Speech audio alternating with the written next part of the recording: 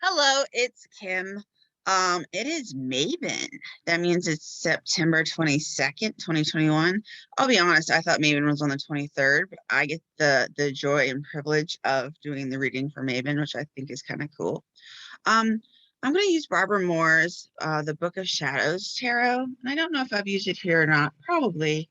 Um, I like it. It gives two different versions. It gives they call like I guess the as above, so that's like the more I call it cerebral, but it's also definitely more of the goddess, Wiccan sort of imagery. I'm not Wiccan, so please, if I get the terminology incorrect, either correct me or excuse me. And then also the so below, which is more of the earthly sort of vibe. And I will be honest that this is the most confusing little book that comes with it ever in terms of trying to find stuff. I'm going to start with one card each and see, like as we go, what like Maven brings, right? So I'm going to do that with intentions of what today brings for I should show you. It's the green card is for earthly. So I think that earthly will probably be for, a good few months after Maven until Samhain, Halloween. And I think this will be, you know, for today, maybe. You can interpret it as you will. All right. So this is as above. It's blue. I keep them separate. I think a lot of people put them together, but I'm one of those people that has to have, their colors together correctly. Do that the same way with most of my stuff. They have to stay together, and I can't mix. Sorry.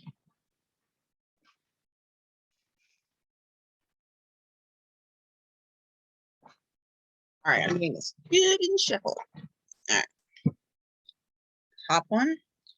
All right, it is the 5 of fire, and this one is into elements as well.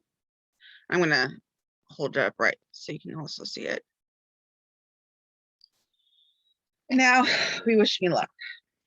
All right, so for the as above, it is in the front, and they separate weirdly, like I said. All right, 5 of fire is Jupiter. And they don't really have an inverted. When it appears, inverted, it's called the shadow side. So I'm going to read all of that. So this will be for today. Fire, 5 of fire, Jupiter. Jupiter is like everyone's favorite uncle, generous, fun, and charming. He is known as a great benefactor. He always surrounded by a crowd who bask in the favors flowing in his wake. Jupiter is a large planet, and astrologically packs a big punch. Jupiter represents expansion, growth, progress, and abundance.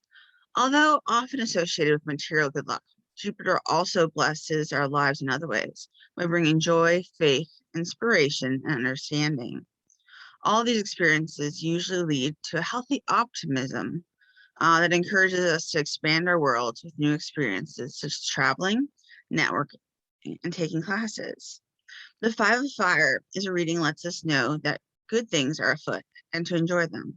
Whatever lucky break comes our way is a gift, which can be enjoyed for its own sake alone, or it can be parlayed into something even greater. Use the happiness and optimism that the gift generates to create even more good luck by seeking out even more experiences. The shadow side of this card, which is what we had, suggests wasting such gifts, ingratitude, and blowing something out of proportion.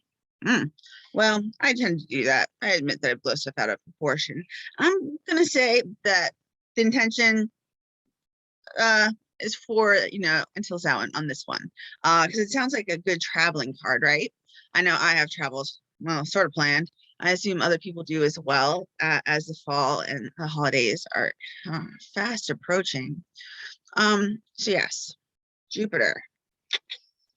All right, so that is as above, and let's get in as below. So this is, down to earth. There's a lot of female imagery. Like the emperor is a woman, and I just love that. that's one of the reasons why I chose even is that it's very empowering for everybody, all genders, and it does sort of go against, the typical patriarchy, because even in the card decks, there is definitely, a semi-patriarchy going on. Okay.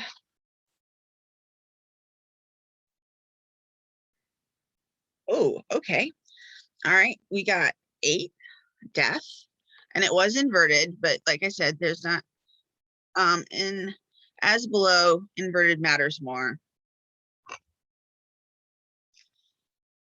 But there is a lot less to talk about in as below, which I wish it was actually kind of opposite of that.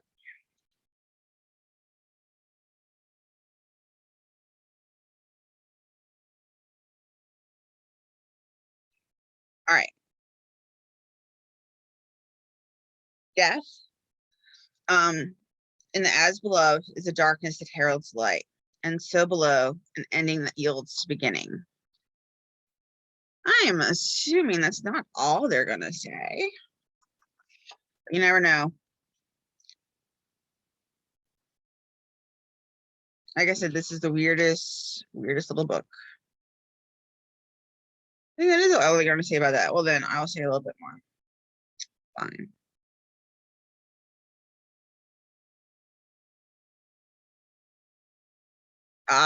All right.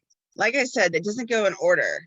It goes like 11 justice, well, it's they take out certain cards and then they group them. Very odd. And I do a lot of clicking. I'm sorry. Death. When something ends, there is a time of mourning.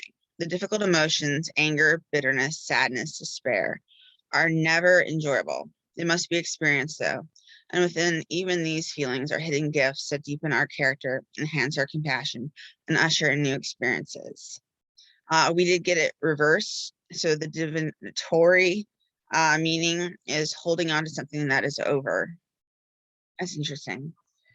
So perhaps with the moon, where you're just supposed to, maybe release. I tend to manifest, and especially during this sort of liminal time where it's also, a Sabbath, or if you want to just say the equinox, then I manifest the same time as I release. And perhaps, the idea is that you have to release the right thing and manifest the thing that you need, not necessarily what you want. I think that's interesting.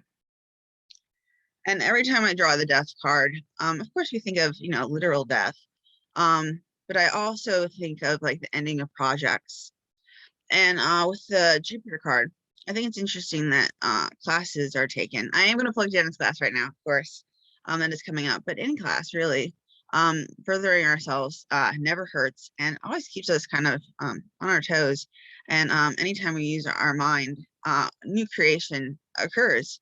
I find that when I take a class, if I don't learn something new, I end up thinking something new or in a new way. So I always find that intriguing if something says take classes. And then finally, I, of course, over the weekend, everyone knows that I was traveling, didn't have the best time ever. But I was in a very scary place, I guess I would say. Not necessarily mentally, but physically. No one was wearing masks. And please be the one to wear a mask. I did. My partner in crime was very upset with me that I did, because he lives in an area that doesn't wear masks and thinks that, the cure is the cure. And I don't wear a mask to protect myself. I wear a mask to protect others. And so I just urge that my wearing a mask will help others, and please wear a mask. So that is like my token note of please be safe if you're not wearing a mask. It goes both ways. All right, well, take care, enjoy your Sabbath. Please have a good time. Have a cut an apple, I was told, and put cinnamon and sugar on it and bury it in front of your house for good prosperity. I'm not allowed to dig stuff, and I'm really allergic to everything that my father has planted. But I like the idea. So please, like, cut some apples, have apple cider. Apples seem to be really big. I'm not really a big apple person. I like peaches. But anyway, all right, take care. Enjoy the harvest and have a great week. I'll see you Saturday.